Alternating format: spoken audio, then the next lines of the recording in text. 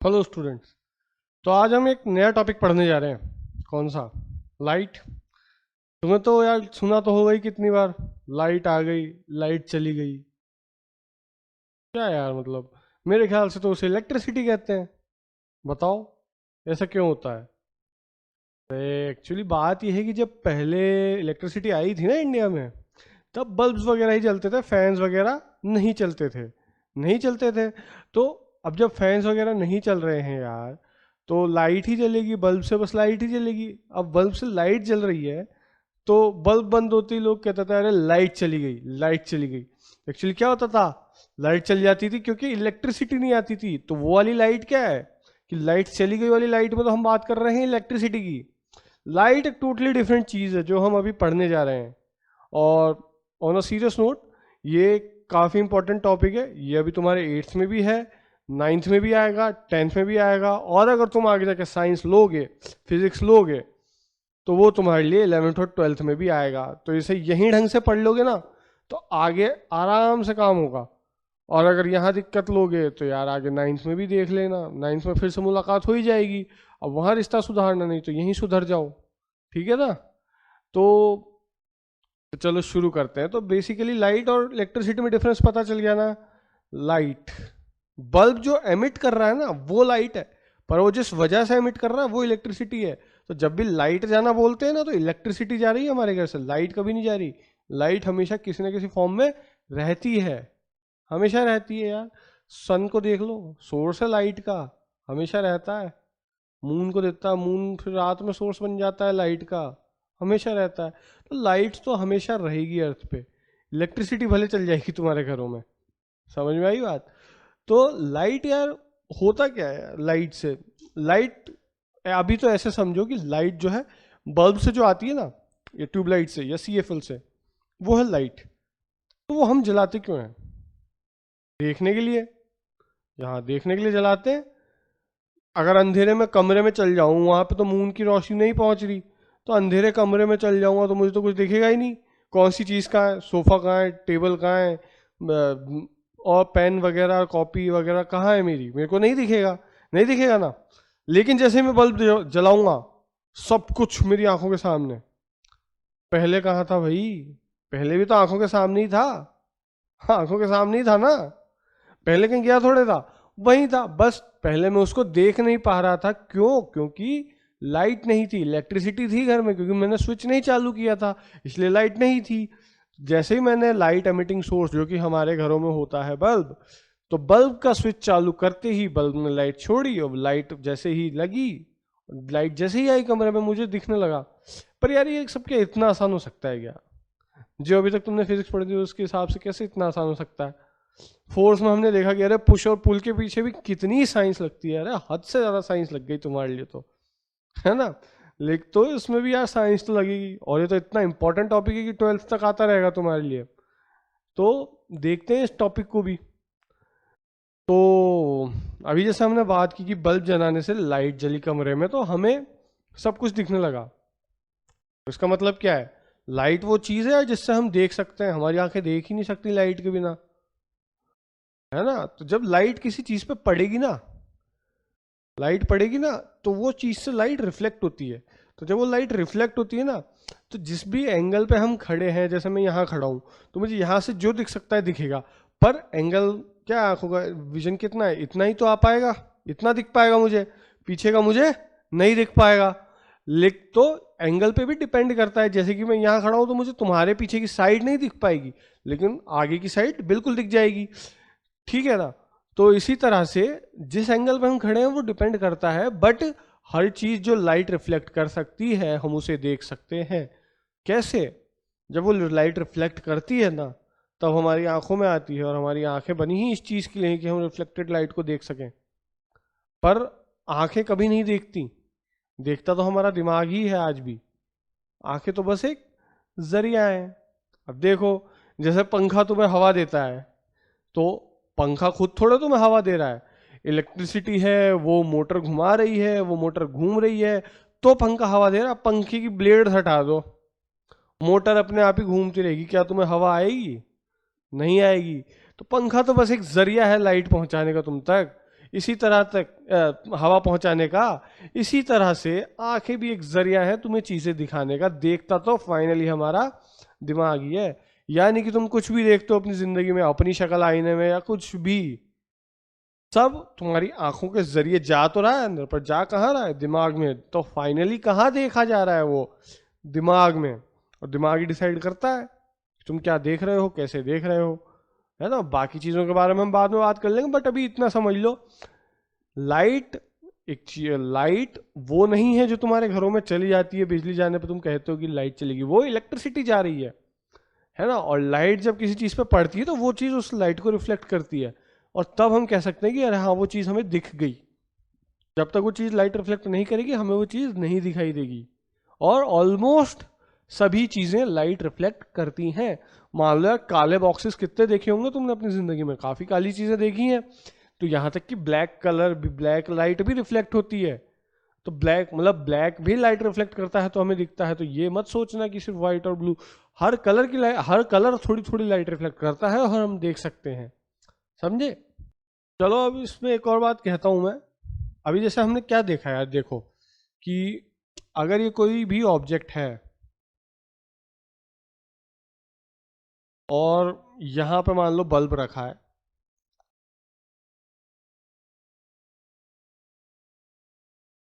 ठीक है। अब ये बल्ब में लाइट रेज, बल्ब चालू हुआ तो लाइट रेज छोड़ी, बाद में बात करेंगे लाइट रेज क्या होती हैं, पर यूं समझो कि बल्ब से लाइट निकल के इस पे पड़ी। अब जब इस पे पड़ी तो इसने रिफ्लेक्ट की भाई, ये वाली लाइट रे तो इधर रिफ्लेक्ट हो जाएगी, ये वाली इधर रिफ्लेक्ट हो जाएगी। तो ऐसे ही बहुत सारी लाइट रेज इधर रिफ्लेक्ट हो रही होंगी, बहुत सारी लाइट रेज इधर रिफ्लेक्ट होंगी। तो यहां कहीं अगर तुम खड़े हो ना, यहां यहां कहीं तुम्हारी आंखें अगर देख रही हैं, तब तुम एक ऑब्जेक्ट को देख पाओगे जब वो लाइट यहां से रिफ्लेक्ट कर देगा। तो बेसिकली यही काम है जो तुम हमेशा कर रहे हो। समझ में आई ये? और इसके बाद एक और जरूरी चीज जो जानना जरूरी है तुम्हारे लिए, light is an energy. Light is an energy which enables us to see things that bounce light और रिफ्लेक्ट लाइट। जो भी चीज लाइट रिफ्लेक्ट कर देगी वो हम देख पाएंगे। कुछ होती हैं जो जो शेप एंड साइज रिफ्लेक्ट करते हैं, और मिरर्स जो होते हैं वो वैसी की वैसी चीज हमारे आंखों में रिफ्लेक्ट कर देते हैं जो उसके सामने है, वो एक अलग चीज है। पर ये टोटली डिफरेंट चीज है कि जब लाइट किसी भी चीज पे पड़ती है वो रिफ्लेक्ट होती है और हमारी आंखों में आ जाती है। कलर देखने का तरीका वो सब हमारी ह्यूमन आई और ब्रेन का कोऑर्डिनेशन है। लाइट तो हमेशा एक जैसी रहती है, एनर्जी है भाई, वो कभी बदलेगी थोड़े। और एनर्जी का क्या लॉ है? It can never be created nor be destroyed. क्या? Energy can never be created nor be destroyed. तो यार लाइट भी एनर्जी है। तो तुम तो कहोगे सर बल्ब जलाया तो लाइट तो चालू हो गई, तो यानी कि मैंने तो बटन दबाते ही लाइट बना दी। तुमने लाइट नहीं बनाई है, पहले क्या आ रही थी? इलेक्ट्रिकल एनर्जी आ रही थी, वो कन्वर्ट हो गई लाइट एनर्जी में। तो यहाँ पे क्या हुआ है? कन्वर्जन हुआ है एनर्जी का, इलेक्ट्रिसिटी से लाइट एनर्जी में। तो तुमने लाइट बनाई नहीं है, इसीलिए लाइट सारे लॉज ऑफ एनर्जी और मेनली, और जो कि तुम्हारा मेन लॉ है जो तुम पढ़ते हो, law of conservation of energy भी फॉलो करती है, that light is an energy and it can never be created nor be destroyed. Bulb से लाइट जल रही है, वो इलेक्ट्रिकल एनर्जी का कन्वर्जन है लाइट एनर्जी में। समझ में आई? और कलर्स को लेके एक छोटी सी बात कर लेते हैं, बाकी बहुत डिटेल में हम ये पढ़ने वाले हैं। बहुत अच्छा चैप्टर है, बहुत काम का चैप्टर है, बहुत आगे तक जाने वाला चैप्टर है, और काफी कुछ है इसमें समझने को, इतना जान लो तुम। तो अभी जो बातें बताई जा रही है वो छोटी छोटी बताई जा रही है। अभी जब तुम पढ़ते रहोगे तो तुम देखोगे कि तुमने कितना पढ़ लिया यार, तुम्हें तो कुछ भी नहीं पता था पहले, और बाद में तो तुम्हें क्या क्या पता है। ठीक है? एक चीज होती है,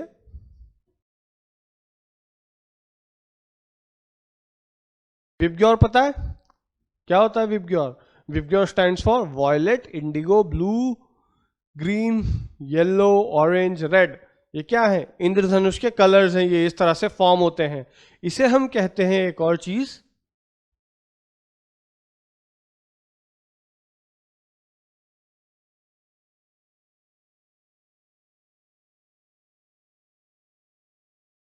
इसे हम कहते हैं विजिबल स्पेक्ट्रम। विजिबल स्पेक्ट्रम, हम यही कलर्स देख सकते हैं। अब तुम कहोगे यार violet, indigo, blue, green, yellow, orange और रेड। सर इसमें ब्राउन नहीं है, इसमें पर्पल नहीं है। अरे बेटा देखो, विजिबल रेंज यही है, ह्यूमन आई यही कलर्स देख सकती है, यही विजिबल स्पेक्ट्रम है। बाकी कलर्स जो है इनके कॉम्बिनेशन से बन जाते हैं। जैसे ग्रीन प्लस रेड तुम्हें दे देगा ब्राउन, और दूसरा एक और इंपॉर्टेंट,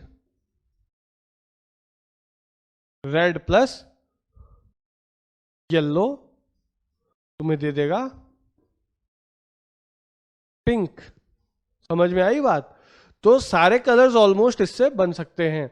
कुछ स्पेशल कलर्स हो गए कैन वगैरह, वो इन्हीं कलर्स का लाइट एंड वर्जन होते हैं। बेसिकली इसमें लाइट एंड वर्जन होते हैं, जो चीज उतनी रिफ्लेक्ट नहीं कर पाती वो थोड़ा डिम हो जाता है, तो वो लाइट एंड वर्जन बन जाता है, उसको अलग नाम दे दिया गया है कैन वगैरह जो है।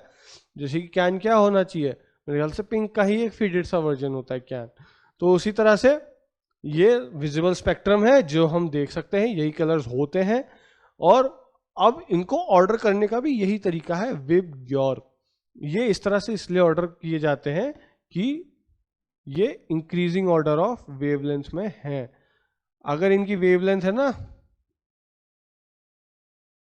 तो आर की वेवलेंथ सबसे बड़ी है, ये हम पढ़ेंगे अभी आगे, पर याद रखो अभी के लिए आर की वेवलेंथ सबसे बड़ी है और वॉयलेट की सबसे छोटी।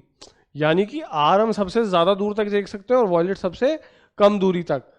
तो इसीलिए ट्रैफिक सिग्नल्स लाल पेंट किए जाते हैं। और येलो और ग्रीन जो है ना, थोड़े से सूदिंग कलर्स हैं, आईज मतलब मिडिल में है ना एकदम वेवलेंथ के। तो ग्रीन और येलो आंखों को सही भी लगते हैं, आंखों को चुभते नहीं है ज्यादा। और अगर चुभते नहीं है ना, तो इसीलिए मैक्सिमम चीजें येलो और ग्रीन कलर में होती हैं। जैसे नेचर ने खुद ही बैलेंस कर रखा है यार, ग्रीन कलर की घास बना दी, पेड़ बना दिए, सब बना दिया। क्यों? क्योंकि वो हमारी आंखों को सूद करते हैं, इसलिए तो लोगों को हरियाली में बैठना अच्छा लगता है।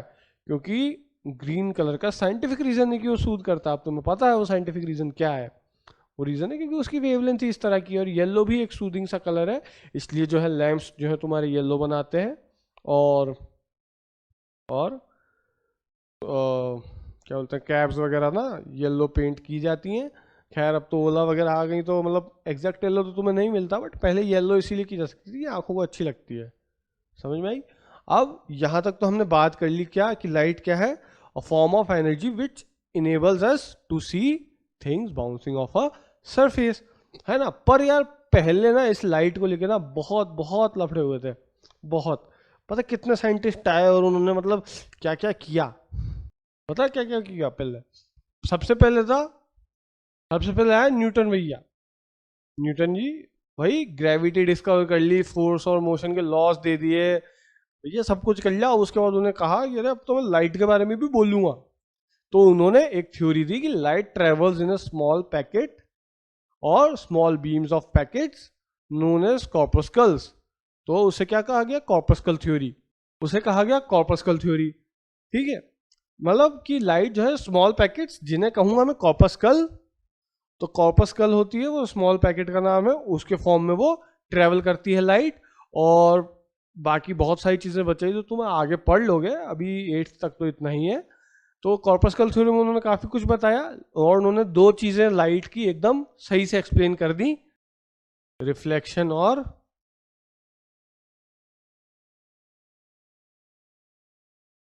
रिफ्रैक्शन।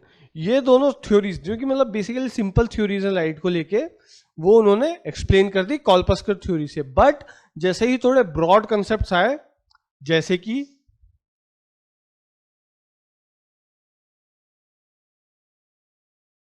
इंटरफेरेंस, ये वो एक्सप्लेन नहीं कर पाया, न्यूटन भैया नहीं कर पाए। हाँ भाई, न्यूटन जी से भी गलती हुई, इतने बड़े साइंटिस्ट, उन्होंने भी गलती की। लेकिन फिर वो रुके थोड़े, आगे जाके उन्होंने क्या क्या दिया है साइंस को, ग्रेविटेशन का लॉ, मोशन के लॉज, और न जाने क्या क्या दिया है उन्होंने साइंस को। तो बट वो यहाँ एक जगह गलत हुए। तो मतलब गलती होती है, गलती से रुका मत करो, गलती करते हुए आगे बढ़ो, कभी तो सही हो ही जाओगे। समझ में आई? मतलब गलती को सुधारते भी रहो, ये नहीं कि बार बार वही गलती कर रहे हो, नहीं। उनसे गलती हुई, उन्होंने कहा अच्छा यार गलती हो गई, आगे से और मेहनत करके आऊंगा, और फिर लेके आए ग्रेविटेशन और पूरी दुनिया हिला के रख दी। समझ में आई बात? आज दुनिया उनको क्यों जानती है? ग्रेविटेशन की वजह से, जब उनके सर पे सेब गिर गया और ग्रेविटी डिस्कवर हो गई। समझ में आई? मतलब ग्रेविटी डिस्कवर नहीं हुई, उसके लॉस बनाए गए। ठीक है।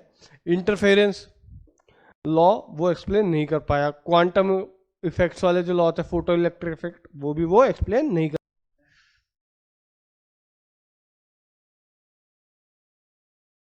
फोटो इलेक्ट्रिक इफेक्ट भी वो एक्सप्लेन नहीं कर पाए। अब यार न्यूटन भैया फेल हो गए, तो किसी और को तो कुछ करना था ना यार, सही चीजें बतानी पड़ेगी ना। कुछ तो होगा जो इन चीजों को एक्सप्लेन करेगा। कुछ तो होगा जो इन चीजों को एक्सप्लेन करेगा। कुछ तो वो एक और आए, एक नई थ्योरी आई।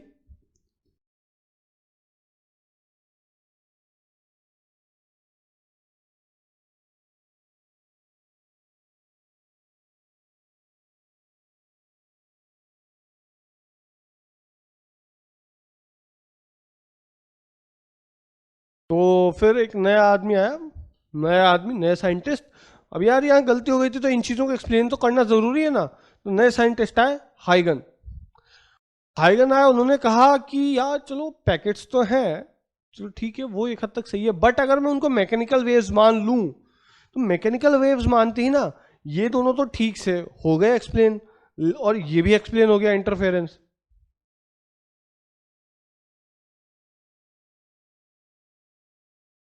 ये दोनों तो ठीक से एक्सप्लेन होगा, रिफ्लेक्शन और रिफ्रैक्शन, और इंटरफेरेंस भी एक्सप्लेन हो गया, तो इन्होंने कर दिया इसको चेक। रिफ्लेक्शन सही हो गया, रिफ्रैक्शन सही हो गया, इंटरफेरेंस कर दिया एक्सप्लेन, रिफ्रैक्शन भी हो गया एक्सप्लेन। ये सब तुम आगे पढ़ोगे, पर अभी के लिए समझ लो ये सारी चीजें एक्सप्लेन हो गई जो इसमें नहीं हो पा रही थी, दो चीजें वो भी एक्सप्लेन हो गई। पर यार अब न्यूटन भैया फेल हुए थे, ये कहाँ से एक बार में सक्सेसफुल हो जाएंगे? भैया ये भी फेल हुआ, इनसे नहीं हो पाया एक्सप्लेन।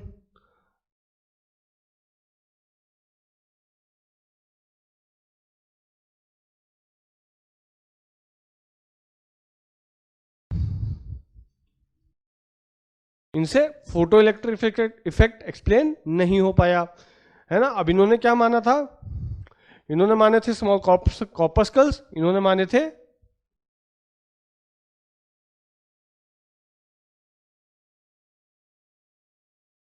Mechanical waves. इन्होंने लाइट को माना कॉर्पस्कल्स, और इन्होंने माना मैकेनिकल वेव्स, कि लाइट यहाँ पे तो कॉर्पस्कल्स के फॉर्म में जा रही है, और यहाँ पे मैकेनिकल वेव्स के फॉर्म में ट्रेवल करती है। तो यहाँ पे ज्यादा चीजें एक्सप्लेन हो पाई, दो दो तीन चीजें एक्स्ट्रा एक्सप्लेन हो पाई, और बाकी फिर भी कुछ चीजें रह जाती हैं, कुछ कमियां रह गई ना। चलो, और अब ये जो कमियां थी ना, ये जो कमियां थी, ये तीसरी थ्योरी आई, इसका नाम था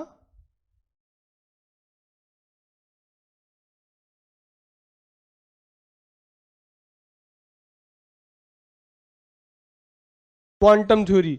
ये आई और उसने सबकी शॉर्टकमिंग्स को दूर कर दिया। ये आई और इसने एक्सप्लेन किया, अब क्वांटम थ्योरी, ये आई और उसने सबको एक्सप्लेन कर दिया। कैसे, वो देखते हैं हम। देखो एक साइंटिस्ट आए यहाँ पे, प्लैंक। साइंटिस्ट का नाम क्या था? प्लैंक। ठीक है। उन्होंने कहा यार ठीक है, मैकेनिकल वेव्स तो होती हैं लाइट, पर साथ में उनमें क्वांटम नेचर भी होता है, कि वो स्मॉल एनर्जी पैकेट्स, जो सेम बात न्यूटन ने कही थी, मतलब एग्जैक्टली सेम नहीं थी, थोड़ा सा डिफरेंस था, कि वो स्मॉल एनर्जी पैकेट्स, फोटोन कहते हैं उसे,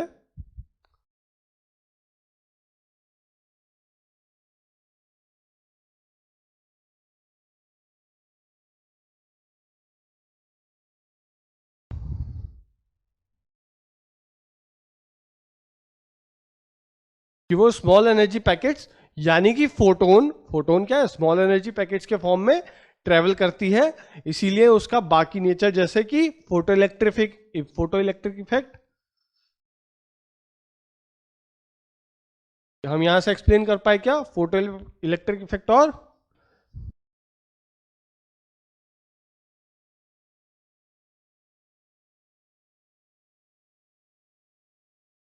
एटॉमिक एक्साइटेशन।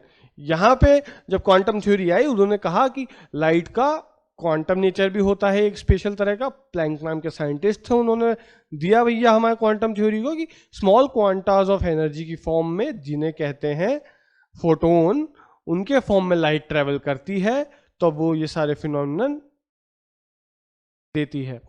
तो तब ये सारे फिनोमिनन एग्जिस्ट करते हैं, क्योंकि लाइट स्मॉल एनर्जी पैकेट्स में ट्रेवल करती है। तो ये दोनों थ्योरीज हमने फाइनली मान ली, और इससे डिसाइड हुआ कि लाइट का क्या है, ड्यूअल नेचर है। वेव नेचर भी है लाइट का और क्वांटम नेचर भी है। और इस तरह से न्यूटन की थ्योरी पूरी तरह से डिस्कार्ड हो गई। लेकिन बेस इन्होंने बनाया, गलती की तो भी बेस यही बना। आई समझ? गलती करने से मत डरो, बार बार कह रहा हूं, करते रहो करते रहो, कभी तो वो गलती सही हो जाएगी। चलो, है ना। लेकिन उन्होंने क्या, एक फॉर्मूला भी दिया कि एनर्जी है तो यार कुछ तरीका तो होगा उसको निकालने का। इन्होंने दिया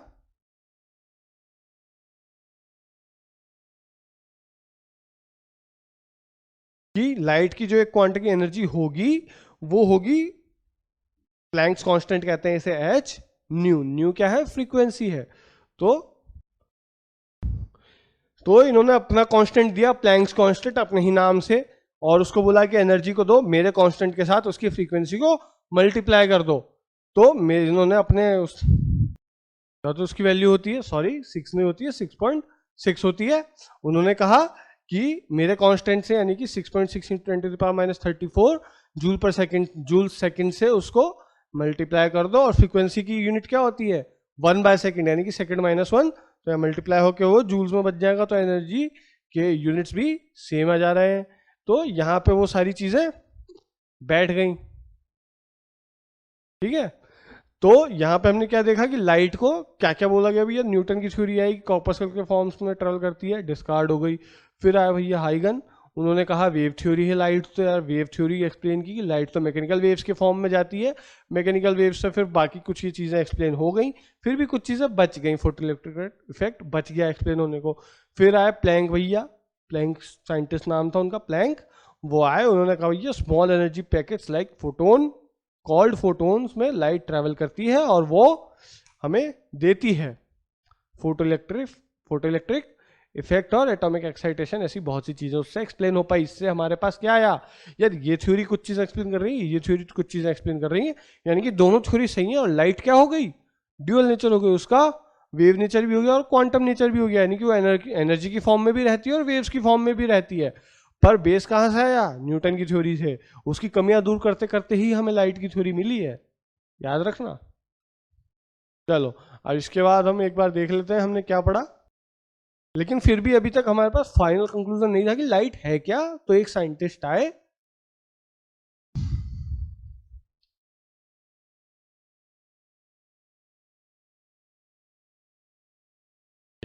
आए, डी ब्रॉगली, उन्होंने एक्सप्लेन किया कि लाइट का है ड्यूअल नेचर। उन्होंने कहा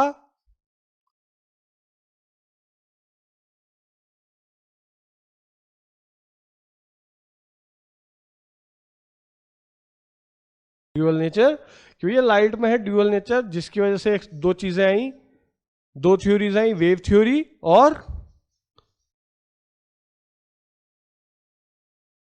क्वांटम थ्योरी, कि दोनों सही है, लाइट दोनों तरह से प्रोपेगेट कर सकती है, और लाइट का ड्यूअल नेचर है, वेव नेचर और क्वांटम नेचर। तो इस तरह से लाइट हमारे पास फाइनली क्या आई, ड्यूअल नेचर की होती है लाइट। फाइनली भैया कुछ कंक्लूजन आया लाइट को लेके कि लाइट क्या होती है, ड्यूअल नेचर की एनर्जी होती है, जो कि मैकेनिकल वेव्स की भी फॉर्म में जा सकती है और एनर्जी की फॉर्म में भी जा सकती है। ठीक है, डी ब्रॉगली ने तो बता दिया, फाइनल कर दिया, ठप्पा लग गया अब लाइट पे कि वो ड्यूअल नेचर की है। ठीक है, चलो इसके बाद हमारे पास आते हैं यार कि लाइट, अब देखो यार कुछ चीज़ें होती है जो कि हम अंदर में नहीं देख पाते, कुछ चीज़ें होती हैं जिनको यूज़ करके हम अंदर में देख पाते हैं, जैसे टॉर्च। टॉर्च के अंदर क्या होता है, छोटा सा बल्ब होता है, तो वो बल्ब ही रोशनी क्यों दे पा रहा है, इसका एक टॉपिक है। देखो इसको ऐसे समझो,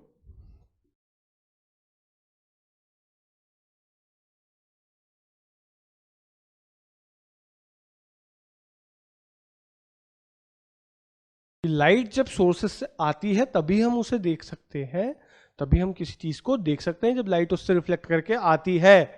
ठीक है, तो अब यार ये तो सोर्सेज ऑफ लाइट कैसे हो सकते हैं, फिर तुम तो बोलोगे CFL वगैरह वगैरह। तुम्हारा हाथ में रखा हुआ पेन वो भी सोर्स ऑफ लाइट है, बट वो एक डिफरेंट टाइप का सोर्स ऑफ लाइट है। और बल्ब जो डायरेक्ट रोशनी दे रहा है, जो लाइट रिफ्लेक्ट होकर तुम्हारी आंखों में आ रही है, जो बेसिकली तुम्हारे ब्रेन में जा रही है, वो भी एक लाइट का सोर्स है। कैसे? देखो यार, दो बातें होती हैं, एक होते हैं ल्यूमिनस सोर्स और एक होते हैं non luminous source. Luminous source होते हैं जो खुद की लाइट प्रोड्यूस कर सकते हैं, जैसे कि सबसे बड़ा ल्यूमिनस सोर्स है अपना सन। हमेशा खुद की लाइट प्रोड्यूस करके रखता है एकदम। तुम लो एकदम दानवीर आदमी, सोलर एनर्जी देता रहता, लाइट के फोटोन्स आते रहते हैं, सब कुछ देता फ्री। वो है क्या? सबसे बड़ा ल्यूमिनस सोर्स लाइट का। इसलिए तुम लाइट दिन में लाइट नहीं चलाते हो, तुम्हारा बिजली का बिल बचाता है। थैंक यू बोल दिया करो। इसीलिए तो हमने उसे भगवान माना है, क्योंकि वो सब कुछ लुटा रहा है ऐसे ही, समझे? दूसरा है नॉन ल्यूमिनस सोर्सेज, जिनकी खुद की लाइट नहीं होती, वो दूसरों की लाइट रिफ्लेक्ट करते हैं, जैसे अपना मून। अपने मून की कोई लाइट है क्या? नहीं है ना। तो अपना मून, सन की लाइट आती है ना उस पर, वही रिफ्लेक्ट कर देता है अपने ऊपर। और मून लाइट हो गई, मून लाइट। मून लाइट है सनलाइट, पर वो रिफ्लेक्ट होकर आ रही है ना मून से, इसलिए मून लाइट। समझे? तो दो तरह के सोर्स होते हैं। कैसे? पहला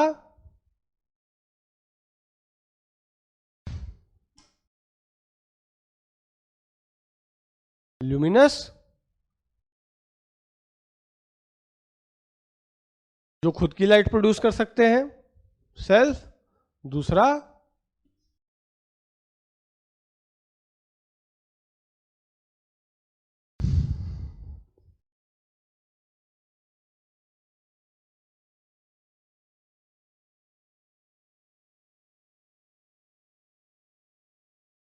जो कि अदर सोर्सेस की लाइट को रिफ्लेक्ट करके खुद को विजिबल कराते हैं। तो ल्यूमिनस का सबसे बड़ा एग्जांपल क्या है? सन। और यहाँ पे मान लो बल्ब वगैरह जो कि इलेक्ट्रिकल एनर्जी का कन्वर्जन करते हैं बेसिकली मैकेनिकल एनर्जी में। और सन से तुम बोलोगे सर लाइट डायरेक्ट आ रही है, तो एनर्जी कन्वर्जन कहाँ हो रहा है? वहाँ एटॉमिक एनर्जी भरी हुई है उसके अंदर, हीलियम एंड हाइड्रोजन आपस में मिल मिल के हीलियम बनाए जा रहे हैं, समझे? तो वहाँ वहाँ एटॉमिक एनर्जी है, एटॉमिक एनर्जी कन्वर्ट हो रही है लाइट एनर्जी में और आई जा रही है, और फिर उस लाइट से बहुत कुछ हो रहा है यहाँ पे, समझ रहे हो? तो कितने तरह के सोर्सेज होते हैं? दो तरह के सोर्सेज होते हैं लाइट के, ल्यूमिनस जो अपनी खुद की लाइट प्रोड्यूस कर सकते हैं, और नॉन ल्यूमिनस जो खुद की लाइट प्रोड्यूस नहीं कर सकते। समझ में आई बात? चलो अब आगे चलते हैं। तुमने देखा होगा कि एक ग्लास, ग्लास मतलब एक प्लेन ग्लास ले लो यार, ऑफिस में लगे रहते हैं ना, कि उसके आर पार देख सकते हो तुम, आर पार देख सकते हो ना, जैसे कि वो बीच में है ही नहीं। कई बार लैब्स वगैरह में क्या होता है यार, आमने सामने देख सकते हो और ऐसे देख सकते हो यार आसपास तो कुछ है ही नहीं, लेकिन ग्लास लगा होता है ना। पर फिर यार एक तरह का ग्लास आता है जिसके आर पार तुम देख सकते हो हाँ कुछ हलचल हो रही है, पर तुम बता नहीं सकते हो क्या रहा ग्लास के उस पार, थोड़ा कम दिखाई देता है उसमें। फिर तीसरा तो यार दीवार ही बना दो इससे बढ़िया, जिसके आर पार दिखाई ही ना दे। क्या हुआ? तीन अलग अलग चीजें मिली ना यार हमें यार, ये तो कुछ अलग अलग चीजें होंगी फिर, है ना? तो देखो पहला केस क्या था? पहला केस क्या था? लाइट आई, उससे रिफ्लेक्ट होके और डायरेक्ट हमारी ओर आ गई। लाइट उससे रिफ्लेक्ट होके डायरेक्ट हमारी ओर आ गई, आ गई ना?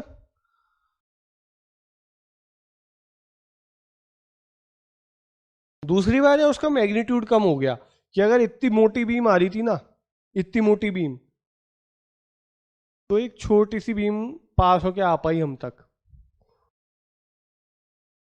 इतनी मोटी बीम आ रही थी, इतनी छोटी सी पास होके हम तक आई, यानी कि कम हो गया मैग्नीट्यूड एयर एनर्जी का, कम हो गया यार, कम हो गया। और तीसरा केस क्या था कि एक वॉल लगा दी अगर, तो चाहे मोटी आए चाहे पतली आए, हम तक कुछ भी नहीं आ पाता, कुछ भी नहीं आता, यहाँ कुछ भी नहीं आता, समझे? पहला केस क्या था? पूरी की पूरी light as it is reflect होके आ गई, उस ऑब्जेक्ट पर रिफ्लेक्ट हुई, कांच था बीच में, ग्लास था, ट्रांस प्लेन ग्लास था, फिर भी मेरे तक आ गई। दूसरे केस में लाइट आ रही थी, ग्लास भी था बीच में, पर इस वाले ग्लास में कुछ तो अलग था कि वो चीज मुझे पूरी तरह से नहीं दिखाई दी, बस थोड़ा थोड़ा कि हाँ ऐसा ऐसा अंदर चल रहा है, मुझे पता चला। कि अगर कोई ब्राउन कलर की चीज़ है तो मैं बता सकता हूँ कि एक ब्राउन कलर की चीज़ वहाँ रखी है, पर वो क्या है नहीं बता पा रहा हूँ मैं इस केस में बता देता हूँ वो ब्राउन चीज़ क्या है, चॉकलेट केक। ठीक है। और तीसरा केस था यार, दीवार बना दो कुछ भी नहीं दिखेगा आर पार, तो ऐसा क्यों हो रहा है? ये तीन अलग अलग चीजें हैं। लाइट के हिसाब से जो टाइप्स ऑफ ऑब्जेक्ट होते हैं, ये वाला केस है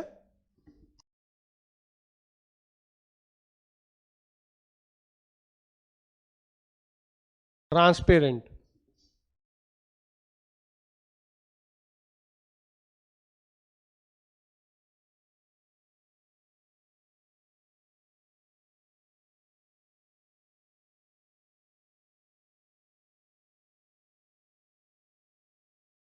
allow light to pass through them. Allow तो ये भी कर रहा है, पर ये पूरी तरह से कर रहा है, कंप्लीटली। कौन कौन सी चीजें ऐसा कर सकती हैं यार? कौन कौन सी कर सकती हैं? बताओ। ग्लास ही एक एग्जाम्पल तो यार, डायरेक्ट दिख रहा है। कहीं पूल का साफ पानी हो, स्विमिंग पूल का, तो मुझे पूल के नीचे का दिखता है, तो साफ पानी भी कर सकता है। ठीक है। दूसरा यार, ट्रांसल्यूसेंट ऑब्जेक्ट्स, कि यार कुछ तो है पर मुझे दिखाई नहीं दे रहा। जैसे कि मान लो, अगर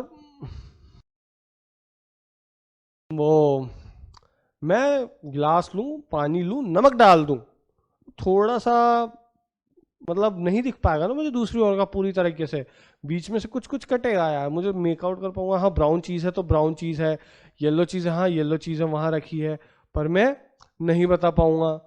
तो वो दूसरे टाइप्स के जो ऑब्जेक्ट होते हैं ना, ये था ट्रांसपेरेंट वाला केस, कंप्लीट पास करने देता है। और ये है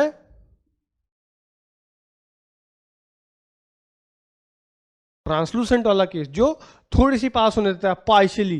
तो यार जैसे नमक में घुला हुआ पानी अगर गिलास में रखो तो गिलास के थ्रू नहीं दिखेगा, नहीं दिखता ना। कभी कभी अरे यहाँ यूं मूवीज में देखते हो, अरे कुछ आ रहा है कुछ आ रहा है, फिर आता है तो पता चलता है अरे क्या आया है। इस तरह की चीजें तो उन्हें कहेंगे ट्रांसल्यूसेंट ऑब्जेक्ट्स। दूसरे तरह के ऑब्जेक्ट्स क्या हो गए?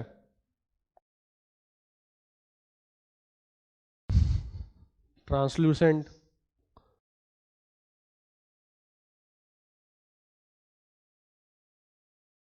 ये भी तो अलाउ कर रहे हैं लाइट को, पर पार्शियली, मैग्नीट्यूड कम हो रहा है। इधर अगर मोटी बीम आ रही है ना, जैसे छोटी सी बीम आ रही है, इधर से मोटी सी छोटी सी बीम निकल जाएगी, थोड़ा सा अमाउंट पास करने देंगे। जैसे तुम कहते हो ना कि अरे सब्जी वाले ने सब्जी डाल दी, फिर तुम थोड़ा सा डाल दो, थोड़ा सा, तो वो थोड़ा सा ही है ये, बहुत सारा तो उसने रख लिया उसने। समझे तुम? तीसरा, ये कौन सा ऑब्जेक्ट बोलूं यार इसको जो बिल्कुल ही पास नहीं होने दे रहा, इस तरफ कुछ आया ही नहीं, इसको बोलेंगे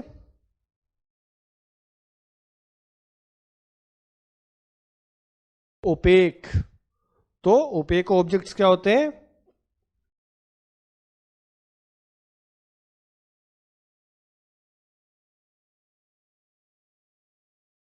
डोंट अलाउ, वो लाइट को पास करने ही नहीं देते। ट्रांसपेरेंट ऑब्जेक्ट लाइट पास करने देते हैं कंप्लीटली, ग्लास, प्ले, साफ पानी। ट्रांसल्यूसेंट ऑब्जेक्ट, नमक वाला पानी, नमक की कैटेगरी है ही नहीं भैया, जान ही नहीं देंगे पूरी तरह से, थोड़ा सा लेके जाओ एक बार में। और फिर ओपेक, अरे भैया बिल्कुल नहीं होगा, नहीं होगा मतलब नहीं होगा, तो यानी कि कुछ भी लाइट का पास होगा ही नहीं, इसलिए हम उसे कहेंगे ओपेक ऑब्जेक्ट। यहां तक तो सबको क्लियर हो गया होगा। चलो, फिर इसके बाद आता है, ये एक और तरह के मीडियम्स हैं, मतलब लेकिन ये कॉम्पोजिशन के हिसाब से हैं। किसके हिसाब से है? कॉम्पोजिशन के हिसाब से।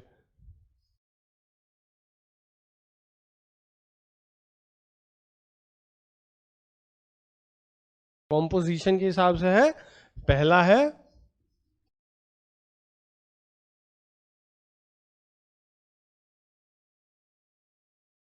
होमोजीनियस।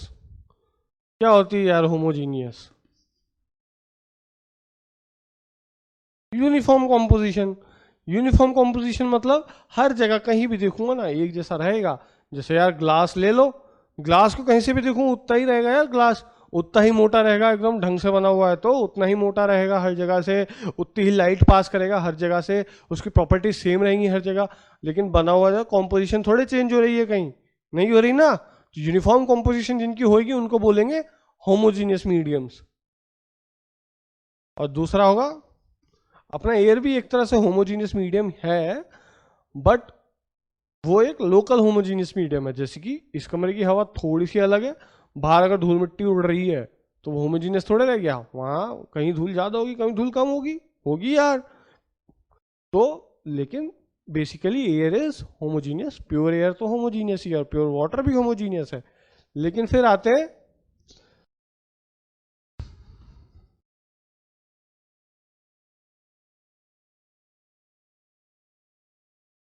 Non homogeneous mediums. वो क्या करते हैं, वो क्या होते हैं भैया?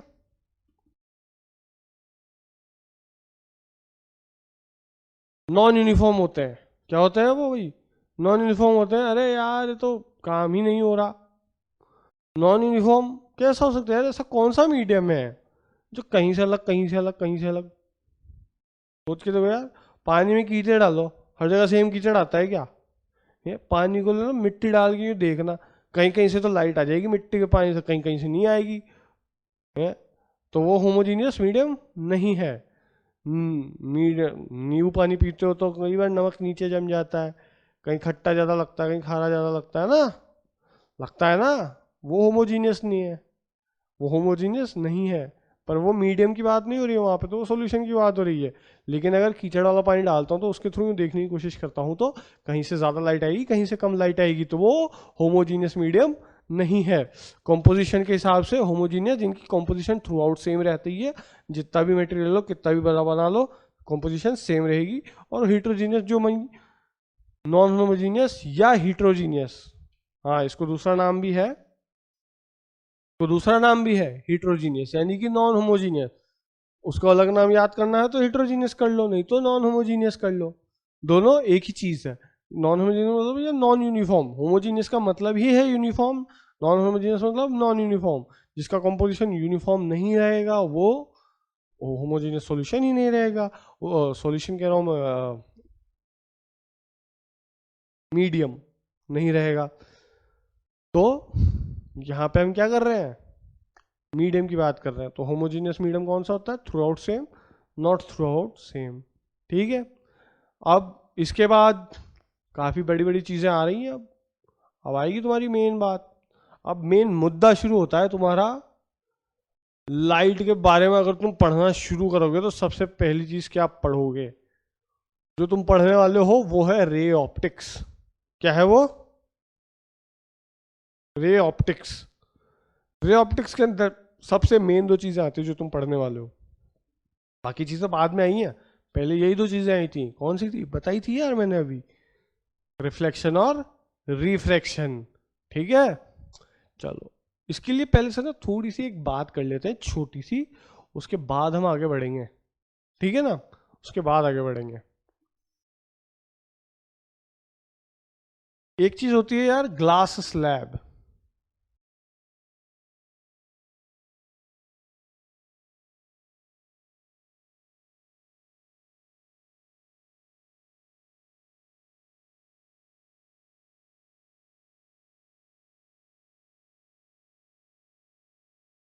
ये क्या है? एक ग्लास स्लैब है ये।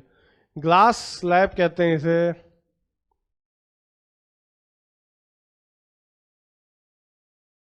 क्या था, छोटा सा टुकड़ा है ग्लास का जो स्पेशली कट किया गया है लाइट की प्रॉपर्टीज को स्टडी करने के लिए। तो इसकी डेंसिटी यार एयर से थोड़ी ज्यादा होगी ना, होगी ना। तो एयर के मुकाबले में इसको कह दूंगा डेंसर। लेकिन ये ग्लास स्लैब डेंसर है, लेकिन इसके मुकाबले में एयर तो डेंस नहीं है, एयर तो हल्की है ना इसके मुकाबले में। एयर को मैं कहता हूं रेयर मीडियम। एयर को मैंने कह दिया रेयर मीडियम जिसकी डेंसिटी कंपैरेटिवली इससे कम है, कंपैरेटिवली इससे कम है। अगर ये आर है और ये डी है तो कंपैरेटिवली ये कम है। तो यहां पे ना काम कुछ अलग तरीके से होगा लाइट का। देखो यार कैसे होगा। ये आई अपनी लाइट, लाइट रे आई, फिर एक हिस्सा तो होगा जो यूं बाउंस कर जाएगा, बाउंस कर गया, यही है रिफ्लेक्शन। ऐसे ही देखते हो तुम चीजों को, चीज पे लाइट पड़ी, रिफ्लेक्ट होके तुम्हारी आंखों में आई, तुमने देख ली, ये चीज तो ही इंपॉर्टेंट तुम्हारे देखने के लिए है। तो ये जो रे आ रही है ना, इसको मैं कह देता हूं इंसिडेंट रे, और ये जो रे जा रही है इसको मैं कह देता हूं रिफ्लेक्टेड रे। लेकिन लेकिन लेकिन ये मीडियम चेंज हो रहा है, लेकिन ग्लास के थ्रू तो तुमने देखा है ना चीजों को जाते हुए, देखा है ना। तो यहाँ पे क्या है ना, हल्का सा एक बेंड आता है यार, हल्का सा एक बेंड आता है।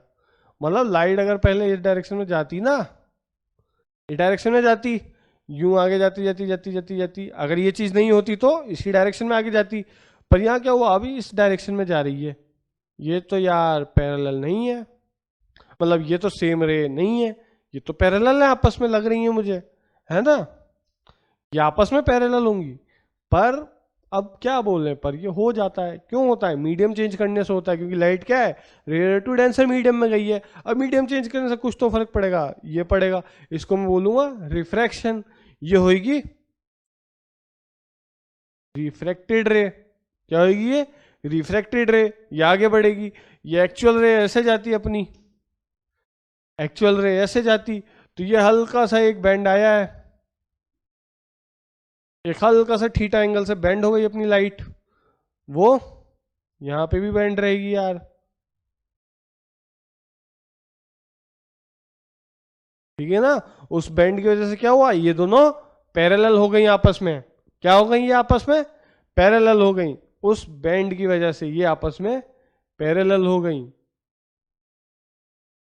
हाँ यार, अब बताओ यार, तुम ही बताओ क्या फर्क पड़ रहा है, बहुत लंबा काम है अभी तो। इंसिडेंट रे आई, रिफ्लेक्ट होके उसी मीडियम में वापस सेम मीडियम में बाउंस बैक करेगी, तो रिफ्लेक्टेड रे, ये एंगल जरूरी नहीं है सेम हो, बट दोनों पैरेलल आ जाएंगी। इंसिडेंट रे जो है आई उसी मीडियम में बाउंस बैक कर गई, रेयर मीडियम में थी, बाद में भी रेयर मीडियम में बाउंस बैक कर गई, तो इस बाउंस रे को क्या बोलूंगा मैं, रिफ्लेक्टेड रे। और जो थोड़ी मीडियम में एंटर करी, थोड़ी सी पेनिट्रेट कर पाई, और लेकिन बेंड हो गई हल्की सी, उसे बोलूंगा रिफ्लेक्टेड रे। रिफ्रैक्टेड रे तो रिफ्रैक्टेड, याद रखना, रिफ्लेक्टेड रिफ्रैक्टेड। तो रिफ्लेक्टेड जो है एक्चुअली में बेंड होगी थोड़ा सा, एक्चुअल रे इस तरह से जानी चाहिए थी, पर वो इस तरह से नहीं जाएगी, वो एक अलग एंगल पे जाएगी, वो इसके पैरेलल हो जाएगी। क्या हो जाएगी, actual ray will be parallel to reflected ray, तो ये इसके पैरेलल हो जाएगी, इसे बोलूंगा रिफ्रैक्शन। यहां से यहां तक लाइट के साथ जो हो रहा है ना, वो है रिफ्रैक्शन। देखो अगर मैं इसको नाम दे दूं, ए ओ बी, ई मान लो, डी मान लो, ई मान लो, तो ये जो एओडी है ना, ये तो तुम्हारा बता रहा है रिफ्रैक्शन, एओडी क्या बता रहा है, रिफ्रैक्शन। और एओबी बता रही है रिफ्लेक्शन, एओबी क्या बता रही है, रिफ्लेक्शन। एओबी में हो रहा है रिफ्लेक्शन सेम मीडियम में, और अगर ये मीडियम चेंज करके आगे आती है तो वो होता है रिफ्रैक्शन। मीडियम चेंज होने पे क्या होगा, रिफ्रैक्शन। एओडीई क्या हो रहा है, रिफ्रैक्शन। और एओसी क्या है, एक्चुअल रे, जो कि होना चाहिए था, अगर कुछ होता नहीं उसके बीच में तो लाइट तो सीधे जाती रहती, ठीक है ना। समझ में आई बात, सेम मीडियम में बाउंस बैक करेगी, रिफ्लेक्शन। मीडियम चेंज करके आएगी, एक्चुअल रे से डेविएट होगी और उसके पैरेलल रहेगी, वो होगा रिफ्रैक्शन। तो दोनों में फर्क होता है। अब देखो यार, यहां तक तो सब तुम्हें समझ में आ जाना चाहिए, रिफ्लेक्शन और रिफ्रैक्शन क्या होता है, लेकिन कुछ प्रॉपर्टीज होती है लाइट की, वो जान लो, हमारे लिए अच्छा रहेगा। लाइट की प्रॉपर्टीज क्या होती है, अभी हमने बात की, जैसे एक्चुअल रे जो हमेशा जो जा रही होगी, जो रिफ्लेक्ट भी नहीं हो रही, रिफ्लेक्ट भी नहीं हो रही, उसी को एक्सटेंड करूंगा तो वो हमेशा पैरेलल होएगी रिफ्लेक्टेड रे के, क्या होएगी, पैरेलल। तो actual ray will always be parallel to reflected ray. पहली प्रॉपर्टी क्या आ गई, actual ray will be parallel to reflected ray. अगली प्रॉपर्टी क्या है तुम्हारे पास, सेम मीडियम में बाउंस बैक कर गई तो रिफ्लेक्शन, सेम मीडियम में बाउंस बैक कर गई तो रिफ्लेक्शन, और मीडियम चेंज हुआ तो रिफ्रैक्शन। ये होएगा bending of light, reflection AODE, और bouncing back of light AOB, क्या हुई, रिफ्लेक्शन। इंसिडेंट रे आई, रिफ्लेक्ट होकर सेम मीडियम में गई, रिफ्लेक्टेड रे, इंसिडेंट रे आई, मीडियम चेंज हुआ, बाहर निकली, रिफ्लेक्टेड रे, सिंपल। तो अब आज की क्लास तो यहीं खत्म करते हैं, आगे हम पढ़ेंगे रे ऑप्टिक्स के बारे में, शुरू करेंगे ढंग से, और फिर सारी चीज़ें उसी में हम आगे पढ़ेंगे। तो अभी के लिए इतना ही कर सकते हैं, और अगली क्लास में मिलते हैं, ठीक है। ठीक है, थैंक यू।